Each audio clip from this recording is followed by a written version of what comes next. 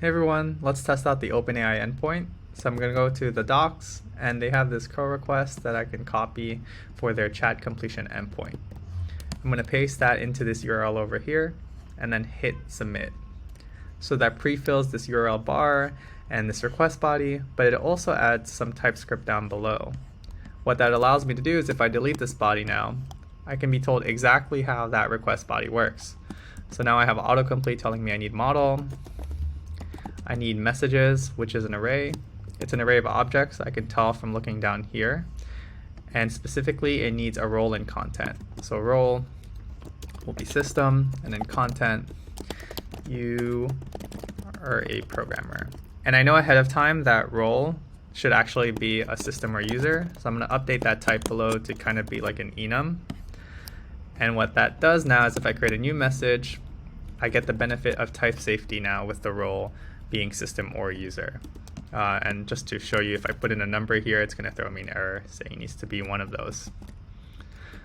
For content, write a short Python script.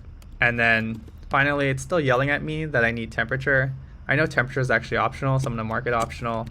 And then I'm going to add another property called stream, which will help me stream the output. So now if I write stream below, it'll let me choose between true or false, and then I'm going to hit true. So if I hit send, of course it's not going to work because that curl request had a bad API key.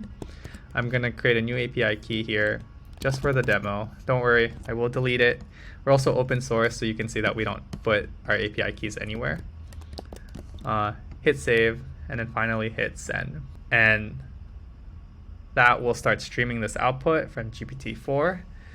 And you can see here that if it detects any code blocks, it will actually render them for us. We have the traditional things like code here, and we can also auto-generate docs inferring from the TypeScript a little bit. Now I want to show you quickly how fun or cool our collections page is and how easy the forking experience can be. So here we have some public APIs that require no auth, but Reddit also requires no auth for its public API. Hit subreddit posts, and here there's this URL, and there's this simulate feature, which if I click, will tell me how this endpoint works. And you can see here parameters being kind of simulated, and then finally it's going to fetch a response. I can choose to fork it myself directly, and I'll get kind of this editor, and if I delete sort here, for instance, I get the benefit of TypeScript telling me exactly how to interact with that endpoint. So sort new, hit send, and here I have the latest in the kitty subreddit. And if the API is well documented, it will have this recipes tab.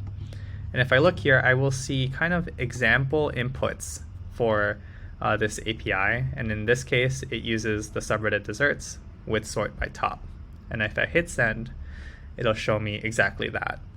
And just kind of to blaze through a little bit how quickly it is to use some APIs. So the Pokemon API, Pokemon, I can hit fork, hit send. This is a public endpoint. I could go to collections, the dog API, again, fork this, wolfhound, URL params over here, and then hit send.